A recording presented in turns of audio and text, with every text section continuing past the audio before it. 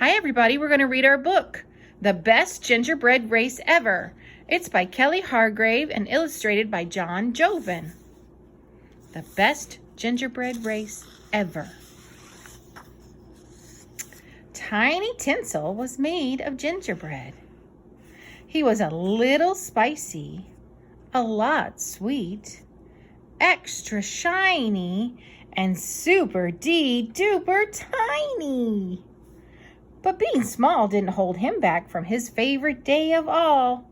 Welcome to the gingerbread race! One lucky winner will take home the sweetest gingerbread trophy ever.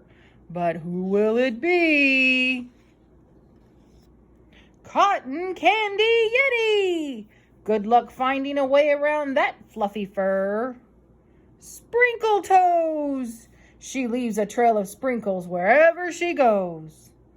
Lucky Licorice!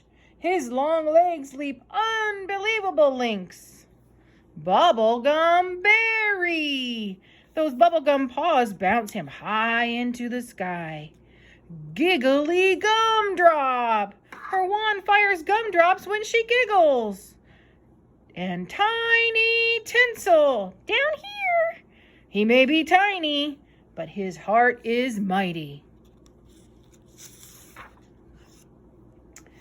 Tiny Tinsel knew he was the underdog, but he dreamed of running in the great gingerbread race ever since the first day he came out of the oven.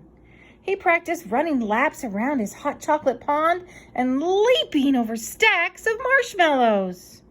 Now it was finally his time to shine. With the toot of a lollipop whistles, the racers were off. Tiny Tinsel was already far behind, but he didn't let that get him down. He ran, skipped, and hopped until he noticed something odd up ahead. Sprinkle Toes and Cotton Candy Yeti were stuck together and surrounded by a sea of sprinkles. "Oh, my frosting, what's happened here?" asked Tiny Tinsel. "Cotton Candy Yeti tripped on my sprinkles and landed right on top of me," said Sprinkle Toes. This was the perfect time for Tiny Tinsel to get ahead. But he looked down at his big shiny heart, and his tiny feet were perfect for tiptoeing around the sprinkles without slipping. Then he pulled Sprinkle Toes free. Using his shimmery icing, he made her a pair of shoes to keep her sprinkles from spilling and Yeti from falling. Then they all raced off together until... "Oh, my frosting, what happened here?" asked Tiny Tinsels. "I can't stop laughing. Those butterscotch birds won't stop telling jokes," Lucky Licorice said. "I tried to dodge her gumdrops, but got tangled up instead." This was the perfect time for Tiny Tinsel to get ahead, but he looked down at his big shiny heart. Tiny Tinsel's hands were perfect for undoing even tinier knots. "Yippee! My legs are free!" Cotton Candy Yeti stuffed big tufts of blue fluff in Giggly Gumdrop's ears. "I can't hear any more jokes," she says. Then they all raced off together until it was none other than Bubblegum Berry stuck in a peppermint tree. "Oh, my frosting, what happened here?" asked Tiny Tinsel. "I bounced so high I landed in this tree, and now I'm stuck." This was the perfect time for Tiny Tinsel to get ahead, but he looked down at his big shiny heart, and Tiny Tinsel was light enough to be easily lifted to the top of the tree. Then he ninja-topped Bubblegum Berry free. Hi-ya! "Hooray! I get to bounce another day!" Then they all raced off together until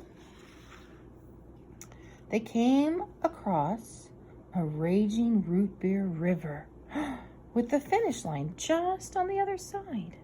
"What on eggnog's earth are we to do?" asked Sprinkle Toes. But Tiny Tinsel already knew. They tied one end of a long piece of licorice to a donut tree. Ooh, right there. Then Bubblegum Berry bounced across the river, landing with a squish on a marshmallow bush. Hooray! He tied the other end to a tall lollipop, and then with a hoot and a holler, the others quickly followed.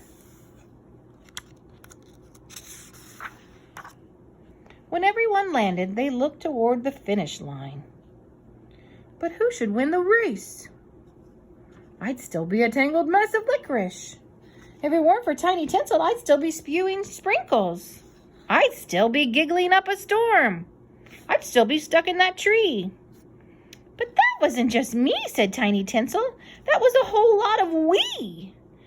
I've got one more idea, something the crowd will never expect. They crossed the finish line together. You're all winners, the announcer cheered. It was the best gingerbread race ever, thanks to Tiny Tinsel's big heart. The end. There he goes. I hope you enjoyed our book. Make sure to read it with Mom and Dad or Grandma and Grandpa too, and have fun. Bye-bye.